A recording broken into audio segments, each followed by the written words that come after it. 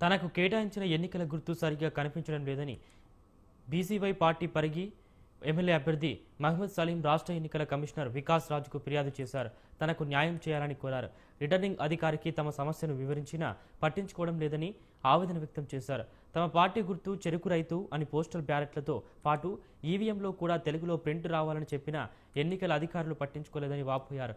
ఈవీఎంలో తన గుర్తు సరిగ్గా కనబడేలా మార్చాలని సలీం విజ్ఞప్తి చేశారు.